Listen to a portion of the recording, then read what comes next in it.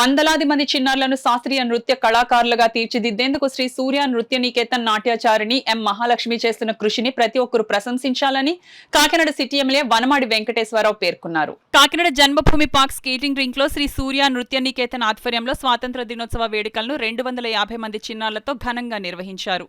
కార్యక్రమంలో పాల్గొన్న చిన్నారులు అంతా జాతీయ గీతాలు నృత్య ప్రదర్శన చేశారు. అదేవిధంగా 60 మంది బాలికలు కర్రసాము ప్రదర్శించారు. ఈ సందర్భంగా ఏర్పాటైన కార్యక్రమానికి నాట్యాచారిణి ఎం మహాలక్ష్మి అధ్యక్షత వహించగా కాకినాడ సిటీ ఎమ్మెల్యే వనమాడి వెంకటేశ్వరరావు ముఖ్య అతిథిగాను కన్నడ హీరో, సినీ రచయిత, distributor star Mastan, Asharad shining society founder, IFMA treasurer Ashalata, Alluri Sitaramaraju స్మారక కళావేదిక గౌరవ అధ్యక్షులు కరి భామిరెడ్డి, అధ్యక్షులు కరి అచ్యుతరామారెడ్డి గౌరవ అతిథులుగా పాల్గొన్నారు.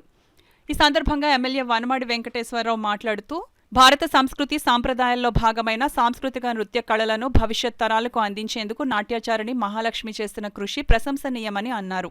కార్యక్రమంలో పాల్గొన్న ఎమ్మెల్యే కొండబాబును శ్రీ సూర్య నృత్య నికేతన్ నిర్వాహకులు ఘనంగా సత్కరించి జ్ఞాపికను బహుకరించారు. అదేవిధంగా జాతీయ స్థాయి కిక్ బాక్సింగ్ పోటీలలో పాల్గొంటున్న చిన్నారికి శ్రీ సూర్య నృత్య నికేతన్ తరపున 10,000 రూపాయల ఆర్థిక సాయంను ఎమ్మెల్యే కొండబాబు చేతుల మీదుగా పంపిణీ చేశారు. ఈ పిల్లల విషయంలో కాదు, తల్లిదండ్రులు కూడా విజ్ఞప్తి చేస్తున్నా, మీరు కూడా ఈరోజు ఈ ప్రాంతంలో ఈ పార్క్ ఉంది కాబట్టి ఈరోజు ఈ కార్యక్రమం చేయగలిగాం మనం ఈరోజు. అలాగే మనకి చాలా పార్కులు ఉన్నాయి. కులాయి చెరువు కానీ, గాంధీనగర్ పార్క్ కానీ, ఇంకా మనకి ఉన్నటువంటి బోట్ క్లబ్ కానీ, సంత చెరువు కానీ, ఇలాంటి చాలా పార్కులు ఉన్నాయి. మనకి వాకింగ్ చేస్తున్నారు. అక్కడ వాకింగ్ పెట్టుకున్న చోట అసోసియేషన్ పెట్టుకుంటున్నారు. అసోసియేషన్ ద్వారా పార్క్ని కూడా కాపాడుకుంటున్నారు. అయితే దురదృష్టవశాత్తు ఏమైందంటే 5 yearsలో మనకున్నటువంటి లేఅవుట్లు, పార్క్ స్థలాలు, పార్కులు డెవలప్ చేసుకున్నాం మన గతంలో. ఈరోజు 5 yearsలో అలాంటి పార్క్ స్థలాలన్నీ కనపట్లేదు. ఇప్పుడు మనకి మాయమైపోయినాయి. మాయమైపోయినట్టు ఎలా అయిపోయినాయి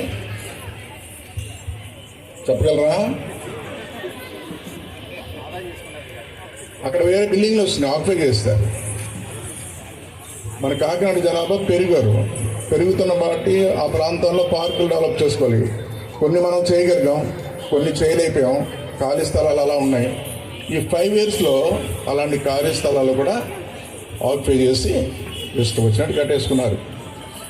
నేనేమంటానంటే ఇవన్నీ కూడా మన ఆస్తులు, మనందరి ఆస్తి.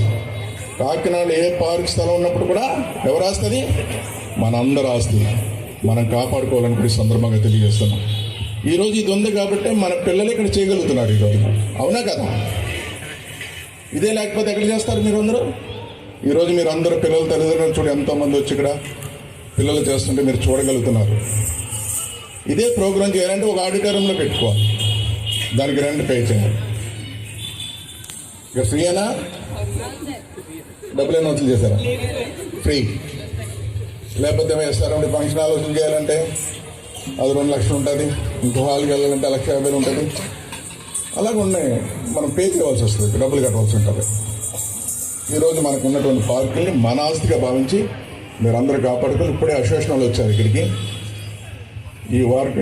ఇది వాకింగ్ ట్రాక్ ఉంటుంది, అన్నీ ఉంటుంది. అసోసియేషన్ వాళ్ళు కూడా ఈ పార్కుని మీరు మీ ఆస్తిగా భావించి కాపాడుకోవాలని అసోసియేషన్ వారికి కూడా విజ్ఞప్తి చేస్తూ, అదేవిధంగా ఈ పిల్లల్ని మనం చూస్తాను మహాలక్ష్మి ప్రోగ్రాం రాజమౌళి గారి దగ్గర కూడా ప్రోగ్రాం ఇచ్చారు, 4 times ఇచ్చారు.